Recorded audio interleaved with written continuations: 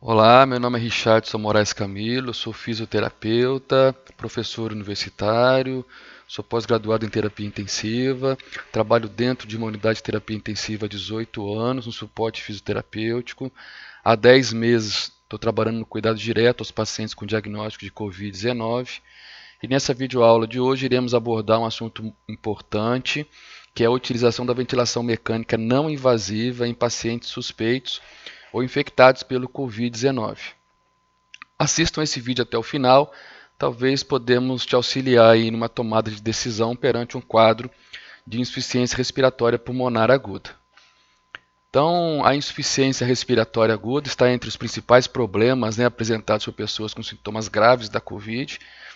Com os estudos realizados durante a pandemia da Covid-19, algumas informações e documentos foram divulgados sobre os desfechos clínicos dos pacientes submetidos à ventilação não invasiva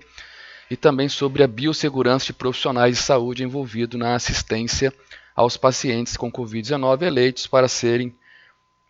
submetidos à ventilação não invasiva.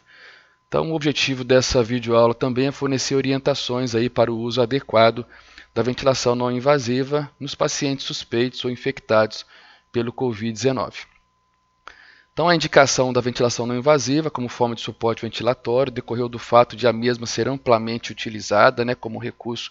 para evitar intubação e ventilação mecânica invasiva em pacientes com insuficiência respiratória pulmonar aguda, hipoxêmica ou hipercapnia.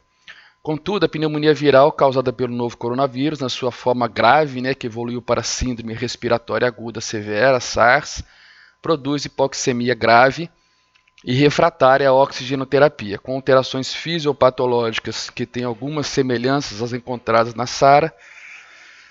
Nesses pacientes com SARA, o subgrupo de pacientes que parece se beneficiar mais da VNI é aquela que a relação entre pressão parcial de oxigênio no sangue arterial e a fração inspirada de oxigênio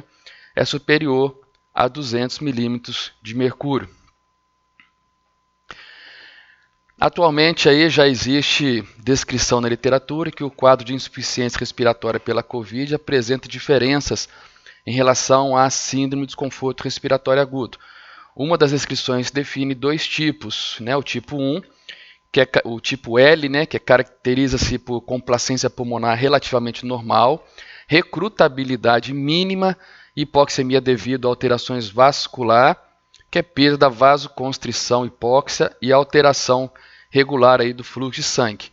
E tipo 2, que é o tipo H, caracteriza-se por complacência pulmonar diminuída, recrutabilidade maior, hipoxemia devido ao comprometimento do parênquima pulmonar, principalmente devido à lesão pulmonar auto-infligida pelo paciente. Tomografia com infiltrados difusos bilateralmente. O uso da VNI, no cenário atual de enfrentamento aí da Covid-19, a VNI variou bastante o seu uso, conforme a localidade, com frequências de uso que vão de 11%, como descrito no recente estudo italiano, que descreve as características de linha de base e resultados de 1.591 pacientes infectados, internados em UTIs aí da região de Lombardia, na Itália, e até 62% descrito em um estudo chinês que descreve as características clínicas de pacientes infectados pelo Covid-19 em Wuhan, na China. O tipo de interface utilizado também é um fator que pode estar associado aos diferentes resultados dos estudos. Então, no estudo clínico randomizado que avaliou o efeito da ventilação não invasiva fornecida por capacete versus máscara facial, em pacientes com síndrome do desconforto respiratório, foram incluídos nesse estudo 83 pacientes com SARA e observou-se menor frequência de intubação e maior taxa de sobrevida no grupo que utilizou o capacete como o tipo de interface. Como critérios de indicação de ventilação não invasiva, observamos nos cenários onde o paciente está recebendo oxigênio suplementar a 15 litros por minuto, através da máscara não reinalante e não consegue atingir a meta de saturação maior do que 93%, e ou a frequência respiratória menor do que 24 respirações por minuto. Em situações também onde há uso de musculatura acessória da respiração e em casos de acidose respiratória, com pH de 7,20 e PaCO2 maior do que 50 milímetros de mercúrio. Se optarmos por instalar a ventilação não invasiva no paciente, o mesmo deverá ser monitorado constantemente. E como critérios aí de indicação da ventilação não invasiva, o Instituto Israelita de Ensino e Pesquisa Albert Einstein publicou no ano passado algumas recomendações de suporte intensivo para os pacientes graves com infecções suspeita ou confirmada pela Covid-19, onde existe um fluxograma que facilita a tomada de decisão clínica. Então, conforme o fluxograma aí na nossa tela, o paciente com insuficiência respiratória pulmonar aguda provocada pela Covid-19, se tem indicação iminente para tubo, para intubação orotraqueal, ele deverá ser intubado. Se não tem indicação iminente para intubação orotraqueal, ele vai ser avaliado para ver se tem alguma contraindicação para ventilação não invasiva. Se ele tiver contraindicação para ventilação não invasiva, ele vai ser intubado. Se ele não tiver nenhuma contraindicação para ventilação não invasiva, ele vai para um teste de ventilação não invasiva por 30 minutos, que eu vou comentar sobre isso no próximo slide. Se o paciente passar nesse teste, tiver resposta, quais são as respostas? Tolerou a interface e obteve melhora do desconforto respiratório, a frequência respiratória ficou menor do que 24 respirações por minuto, saturação periférica de oxigênio maior ou igual a 94%, com fração inspirada de oxigênio menor ou igual a 50%.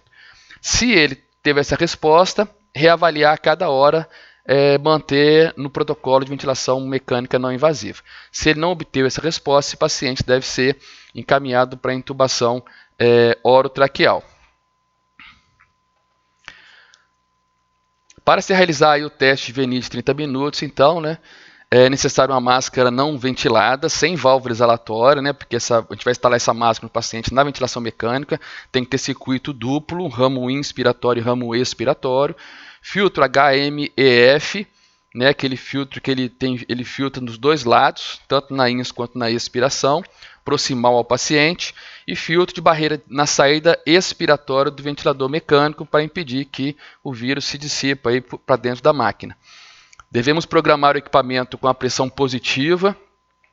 o IPAP com delta de 10 centímetros de água e a PIP de 10 centímetros de água, com uma fração inspirada de O2 de 50%. Aí devemos monitorar constantemente o paciente e ao final de 30 minutos, para ter sucesso, devemos observar uma redução ou cessação do uso da musculatura acessória, da respiração, redução da frequência respiratória, melhora da saturação de oxigênio, melhora do volume corrente, melhora nos valores da gasometria arterial. Lembrando que esses pacientes devem ser alocados em leitos de isolamento respiratório com pressão negativa. Na ventilação mecânica não invasiva, temos duas modalidades para promover assistência ventilatória e de suporte de oxigenação para os pacientes. Temos o CPAP, onde programamos apenas uma pressão, que é o EPAP ou a PIP, e o BIPAP ou bilevel, onde programamos aí duas pressões,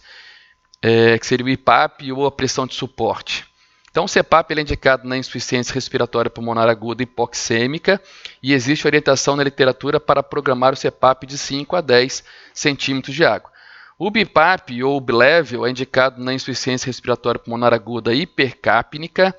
e a orientação é para iniciar com pressão positiva, com delta de 10 centímetros de água ou o valor necessário para manter uma saturação de oxigênio maior do que 94%, manter IPAP para que o volume corrente permaneça até 9 ml por quilograma de peso predito e programar o EPAP aí entre 5 a 10 centímetros de água e a FO2 necessária para atingir a meta de oxigenação.